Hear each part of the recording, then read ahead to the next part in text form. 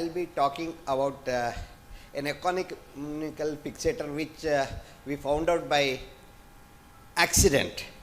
So this is having 40% of the regular inventory compared to a regular multi-planar fixator.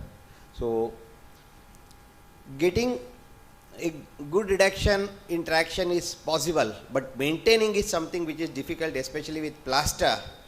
I do treat them with KYs, plates, everything. The problem with the external fixator is it's uniplanar, it requires a hinge to give ulnar deviation, and if might require some KY fixation additionally also. Otherwise, you will see some translation which happens with a uniplanar fixator, as you can see on the first slide here, the second picture.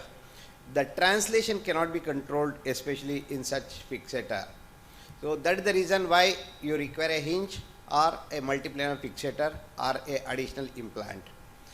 JESS is a good instrument, but it's cumbersome to apply so many things. It takes a lot of time. Elizero is also good, but my experience is very, very limited. So I am talking about Solapur frame, a type of multiplanar fixator where translation can be avoided, no hinge is required, ulnar tilt can be given, dorsal or palmar tilt, whatever you require for the fracture, it can be given. How I used to treat these distal radial fractures, unstable distal radial fractures earlier? We used to put a radial side, two clamps in the, two pins in the second metacarpal and two pins in the radius. Similarly, ulnar side, fourth and fifth metacarpal, two pins, and ulnar two pins. So that becomes parallel. To prevent rotation, you used to cross connect them with 4 more clamps like this. This is what we normally used to do. But once I was operating, here it required 8 Schwann pins, 12 Esculap clamps and 4 connecting rods. Once I was operating, I applied on the radial side and I applied on the ulnar side also. This is a representative case, not the same case. Then suddenly our hospital sister said, I was working as a lecturer in the government hospital at the time. So she said, sir, the clamps are not fitting to the connecting rod properly. If they are connecting to the connecting rod properly, they are not being clamped to the Schwann pins properly. So this mismatch between the Schwann pin and other thing.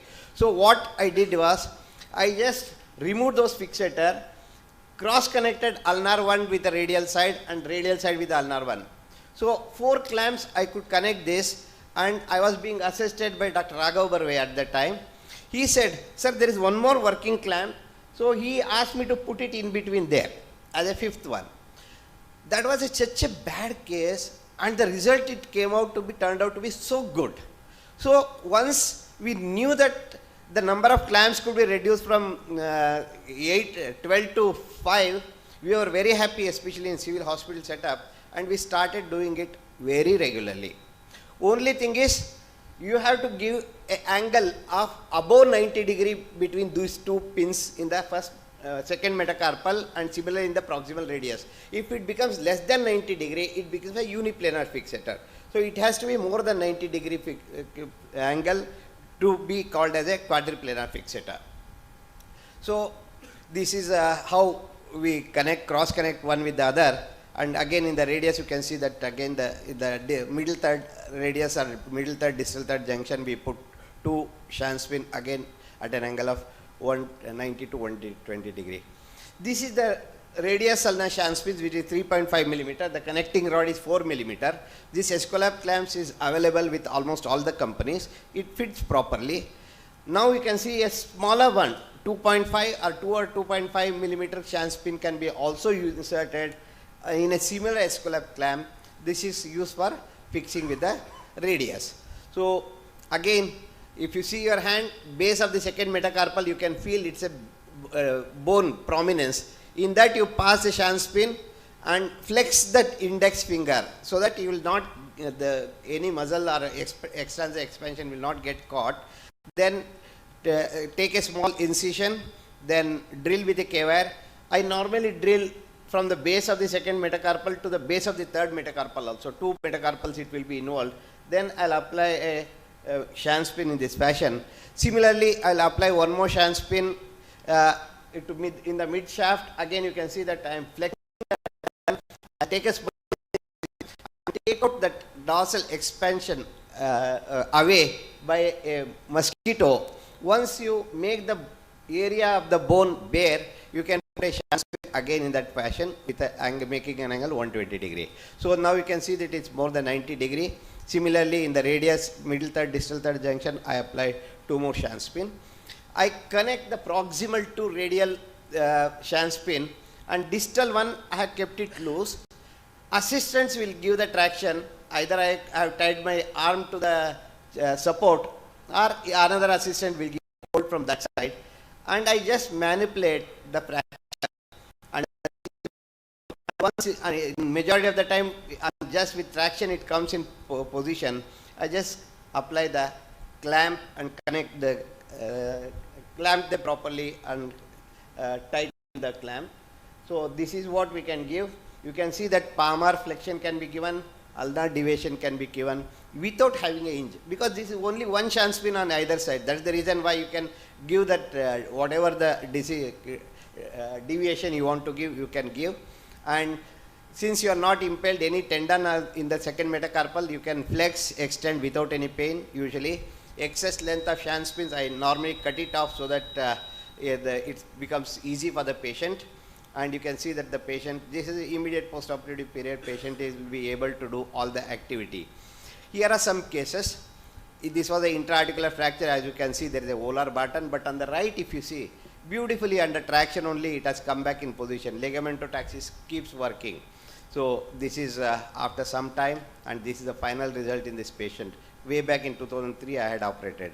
This patient was treated with plaster, and you can see that there was a collapse. The patient was father of two doctors. The son was a cardiologist. So they came to me, and I applied the fixator, and you can see that it beautifully went on to unite without any problem. This is picture after 4 years. Very hardly you can see any incision, and beautiful reduction and beautiful restoration of all the anatomy can be obtained in this patient. This is the final picture. Then the function will be good if the anatomy is restored. This was a bilateral case. I have used a fixator on both the sides, and again I got a good result in that. Here the ulnar shaft fracture was there. Again I have incorporated a K-wire into the fixator, and everything went on to heal quite well.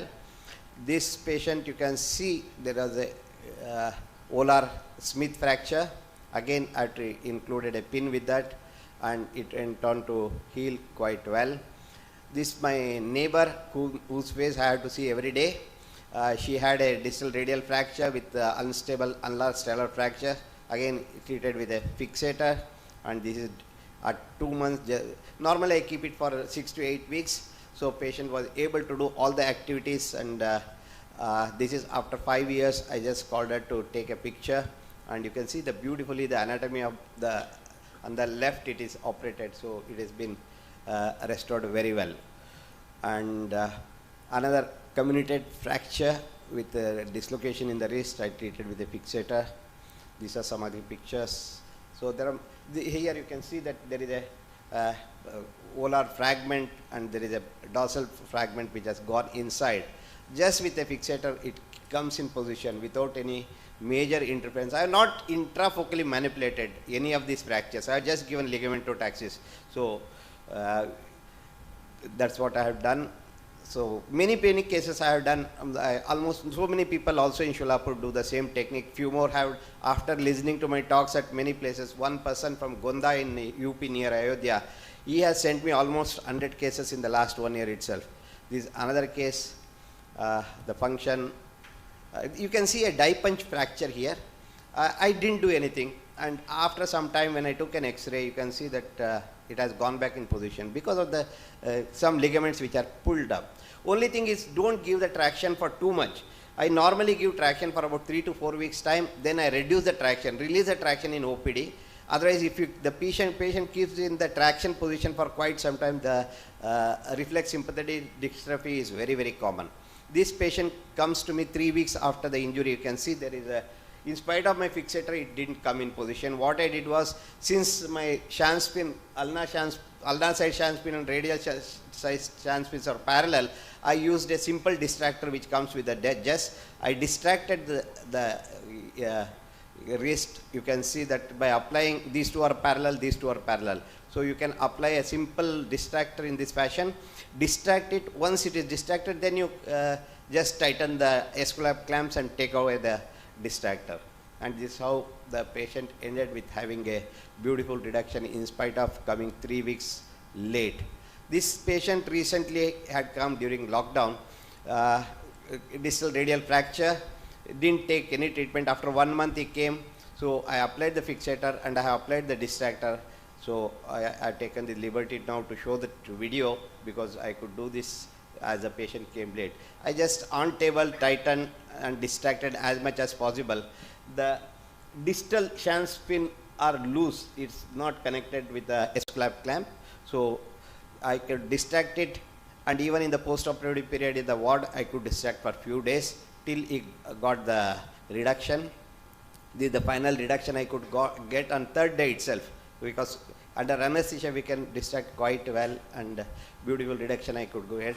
But unfortunately, due to lockdown problem, he couldn't come to me. Almost about 10 weeks after that he came to me. You can see that there is RSD effect on the bone. That's the reason why I said that don't keep the distraction for too much of time. He ended up having stiff fingers, but in due course of time he improved a lot. Bad wound, again you cannot plate it, you can put a fixator like this and you can get a good result at the end of the treatment. So another case, this is the only case where I lost the shunt spin, just 2 shunt spin. I might have done more than about 1,000 cases, and many people in Sholapur have done.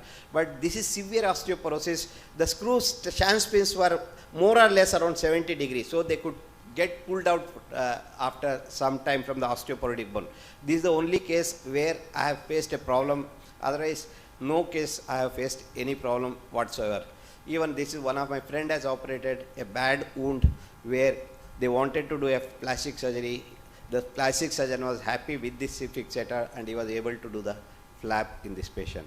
So carry home message is, I study the X-ray, and during the in OT, if the fracture is stable, I just put few KYs and come out. If the fracture is unstable or if it's comminuted, I prefer to put a external fixator. Thank you very much.